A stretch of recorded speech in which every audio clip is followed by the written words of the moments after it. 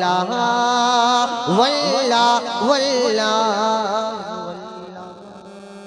आला हजरत का कलाम वो कलाम है कसम खुदा की। इन उलमाए कराम से पूछिए कि हम लोगों को बस का समझना तो है नहीं, लेकिन अल्लाह ने उसमें ऐसी चाशनी रखी है, ऐसी मिठास रखी है सरकार के कलाम में कि जब हम लोग पढ़ते हैं तो दिल कहता है कि पढ़ते ही चले। बेशक बेशक कोई समझे या ना समझे, लेकिन सुभान अल्लाह खुद ब खुद ज़बान से निकलने लगे। हो क्यों ना, बरेली के इमाम ने इश्क किससे किया? चाशनी मिली है तो कहां से मिली है? जिंदाबाद जिंदाबाद। ये मिठास मिली है तो कहां से मिली है?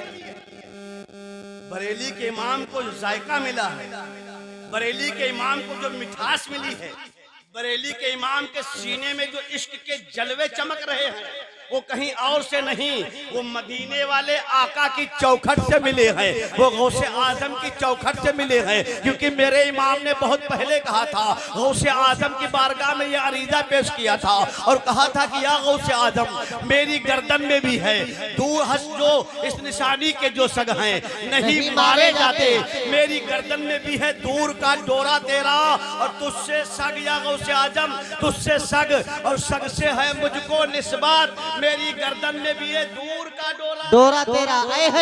जिंदाबाद जिंदाबाद। दूर का डोरा तेरा। ये जो सबक मिला है आला हजरत को, ये जो इश्क की किरणें चमक रही हैं, ये गौसे आजम की बारगाह से मिली है, ख्वाजा गरीब नवाज के दर से मिली है। ये जो किरणें मिली है, ये मदीने वाले आका के दर से मिली है। इसीलिए जो है किसी ने कहा था इश्क ने हमें बदनाम कर दिया, किसी ने कहा हमें इश्क ने निकम्मा बना दिया, किसी ने कहा हमें इश्क ने लूट लिया, किसी ने कहा गालिब, दिल्ली का एक बहुत बड़ा शायर गालिब मिर्जा गालिब असदुल्लाह ने कहा था इश्क ने गालिब निकम्मा कर दिया। जी जी बेशक हक है। इश्क ने गालिब निकम्मा कर दिया, वरना हम भी आदमी थे काम के। ये कहा मिर्जा गालिब ने कहा, इश्क ने गालिब निकम्मा कर दिया, वरना हम भी आदमी थे काम के। पता ये चला कि अब दूसरों को बता रहा है कि भाई इश्क ना करना, इश्क ना करना, क्योंकि इश्क ने निकम्मा बना दिया। लेकिन इन उलमा से पूछो इश्क में जायका क्या है, इश्क में मजा क्या है? अगर इश्क तुम्हें करना है तो दुनियादार से ना करो, दुनियादार से ना करो, जिम्मेदार से ना करो। अगर इश्क करना है तो अहमद मुख्तार से करो, मदीने वाले ताजदार से करो। फिर देखो इश्क में कैसी चाशनी पैदा होती है, इश्क के कैसे जलवे तुम्हारे सीनों में चमकते हैं। और यही इश्क की किरणें जब मेरे इमाम के सीने में चमकने लगी तो बरेली की तादाद ने कहा था, ऐ इश्क तेरे सदके, इश्क तेरे सदके जल्ले से छुटे सकते, इश्क तेरे जलने से छुटे सकते, जो आग बुझा देगी वो आग लगाई है। नारे तकबीर, दोनों हाथों को फिजा में लगा कर बोले नारे तकबीर, नारे रिसालत, मसलके आला हजरत, कलामे आला हजरत, नारे तकबीर, नारे रिसालत। इसीलिए तो हम सुन्नी लोग दुआ मांगते हैं, दर्द दिल कर मुझे अता यार, दर्द दिल, ऐ मौला हमारे दिल में दर्द पैदा कर, हमारे दिलों में दर्द पैदा कर दे। आज आप सोच रहे होंगे कि जिसके दिल में दर्द पैदा होता है उसका अटैक पड़ जाता है ना, अटैक पड़ गया काम हो गया। लेकिन कसम खुदा की जिस दर्द की हम दुआ मांग रहे हैं, ऐ सुभान अल्लाह, दर्द दिल कर मुझे अता या रब, दे मेरे दर्द की दवा या रब। और दर्द हो तो कैसा हो, आओ कहीं और ना जाओ, बरेली में ही चलो, बरेली में ही चलो और चल करके पूछो कि ये दर्द हो तो कैसा दर्द हो। ये एक आसान दर्द ना हो, बल्कि बरेली वालों की जब बारगाह में जाओगे उस्ताद ज़मान से पूछो कि सरकार दर्द कैसा होना चाहिए सीने में, तो बरेली के उस्ताद ज़मान अल्लामा हसन रजा आला हजरत का मंजले भाई बताएंगे, दिल में दर्द हो तो ऐसा हो, जब दर्द हो तो ऐसा दर्द हो कि दिल दर्द से बिस्मिल की तरह लौट रहा हो, दिल दर्द से बिस्मिल की तरह लौट रहा हो और सीने पे तसल्ली को तेरा हाथ, माशाल्लाह माशाल्लाह, जिंदाबाद जिंदाबाद। सीने तेरा हाथ धरा हो। वो दर्द हो तो ऐसा दर्द हो। आला हजरत के भाई अल्लामा हसन रजा फरमाते हैं कि इश्क मुस्तफा में या अल्लाह दर्द हो तो ऐसा दर्द हो कि जैसे वक्ते ज़िबा जमीन के ऊपर मुर्ग तड़पता है, जानवर तड़पता है, छुरी चलती है, तड़प रहा है, ऐसे इश्क की दवा जो है दुआ मांग रहे हैं, ऐसे दर्द की दवा मांग रहे हैं और कहते हैं कि या अल्लाह जब ऐसा दर्द हमारे सीनों में पैदा हो जाए उसका इलाज ये है कि सीने पे तसल्ली को तेरा हाथ धरा, माशाल्लाह माशाल्लाह, तेरा हाथ हाथ धरा हो। और आगे फरमाते हैं गर वक्ते अजल सर तेरी चौखट पे धरा हो तो जितनी हो कज़ा एक ही सजदे में अदा हो। और आगे फरमाते मिट्टी ना हो बर्बाद पसे मर इलाही, अरे जब खाक उड़े मेरी मदीने की हवा हो। और कसम खुदा की जब अपने सीनों में तुम इश्क मुस्तफ़ा बसा लोगे, अपने सीनों में इश्क मुस्तफ़ा की किरणें जला लोगे तो तुमसे कोई सुन्नत नहीं छूटेगी। माशाल्लाह माशाल्लाह। इस्लाम माशरा में आए हो मेरे भाई, आज यूट्यूब के ऊपर एक आपने खबर सुनी होगी कि एक दुल्हन बगैर निकाह के चली गई। जी जी जी, हक है सुना? जी जी। इस्लाम माशरा में आए हो, इन उलमा के ऊपर उंगलियां उठाने वालों सुनो, इमामों को अपना गुलाम समझने वालों सुनो। इमाम अगर उलमा ये चाह जाएं जैसे तुम्हारी कमेटियां होती हैं, अगर हमारी कमेटियां ऐसे ही बन जाए तो कसम खुदा की न किसी का निकाह होगा।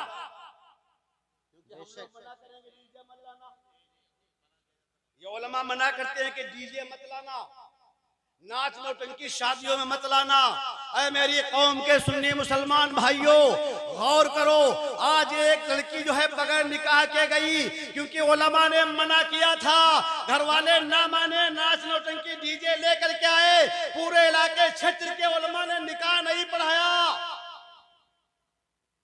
इस्लाम मुआशरा कॉन्फ्रेंस है, अंदाजा लगाओ ये अपनी कौम का पैसा, अपनी हलाल कमाई का पैसा इन रंडियों पे ना लुटाओ। अगर तुम्हें लुटाना है तो जिक्र मुस्तफा मनाया करो, मुस्तफा का जश्न सजाया करो। जो माशाल्लाह माशाल्लाह, सुन्नतों को अलल ऐलान, सुन्नते मुस्तफा को अलल ऐलान पामाल किया जा रहा है। आप कहेंगे कैसे? हमारे शादी बरातियों में स्टैंडिंग होते, स्टैंडिंग खाना, स्टैंडिंग पीना। मुसलमानों ये सुन्नत के खिलाफ है, सुन्नत के खिलाफ। और सुन्नत को तर्क करना दूसरी चीज है, लेकिन एक अलल ऐलान आम तरीके से सुन्नत मुस्तफा को मिटाना बहुत बड़ा गुनाह है। माशाल्लाह माशाल्लाह। कसम खुदा की अल्लाह के वास्ते अपनी शादियों में बारातों में ये स्टैंडिंग वाला खाना ना इस्तेमाल करो क्योंकि ये सुन्नत के खिलाफ है। और मैं ये दावे के साथ कहता हूँ जिस जगह के ऊपर सुन्नत मुस्तफा को पामाल किया जाएगा, सुन्नत मुस्तफा को मिटाने की कोशिश की जाएंगी, वहां पे जो है बरकत हो ही नहीं सकती है, आखिर में जिल्लत ही जिल्लत मिलेगी। शादियों में स्टैंडिंग बंद कीजिए, नाच दीजिए, गाने तमाशे बंद कीजिए, माँ बाप की खिदमत कीजिए। अभी जो है हाफिज साहब पढ़ रहे थे कि माँ के चेहरे को देखना क्या है? इबादत है। बोलो यार, बोल गए क्या है? कैसी इबादत है? सुभान अल्लाह। जिनकी माँ जिंदा है किस्मत पे नाज करो,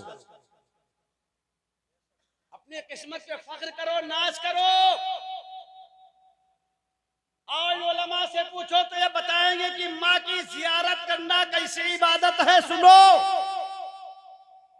इमाम साहब मौलाना फैजान साहब मस्जिद में बैठ करके कुरान की तिलावत करें, फजर की नमाज पढ़ें, कुरान की ये तिलावत करें, और आप मस्जिद में नमाज पढ़िए और नमाज पढ़ने के बाद में सीधे अपने घर को जाइए और जाने के बाद में माँ के चेहरे को मोहब्बत की निगाह से देखिए और माँ को सलाम कर लीजिए, माँ का हाल पूछ लीजिए, माँ तेरा क्या हाल है। तो उलमा फरमाते हैं, आपने बारहा सुना होगा, सरकार की हदीस पाक है, आपने बारहा सुनी होगी, फरमाते हैं कि इतना सवाब उस कुरान के पढ़ने वाले को मस्जिद में मिल रहा है, उतना सवाब माँ के चेहरे को देखने वाले को मिला।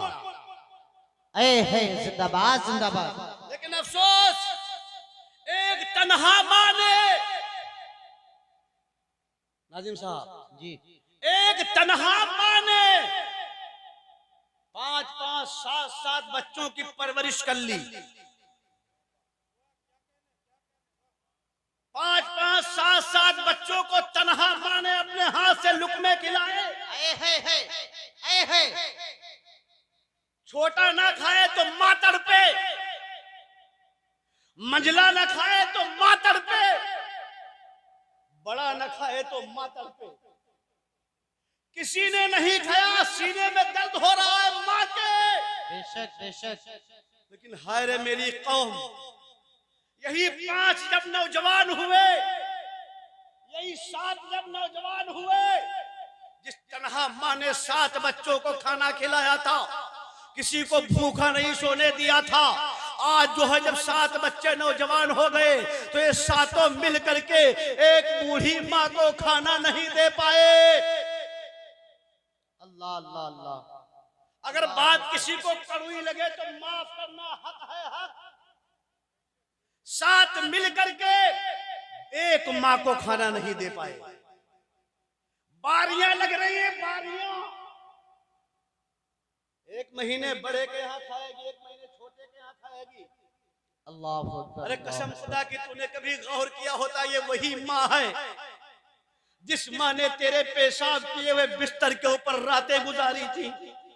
अल्लाह अल्लाह अल्लाह। ये वही माँ है जब सारे घर के लोग सो रहे थे, तू रो रहा था तो सब सो रहे थे, लेकिन ठंडक की रात में तेरी माँ तुझे अपने सीने से लगा करके घर के सहन में टहल रही थी। ये वही माँ है।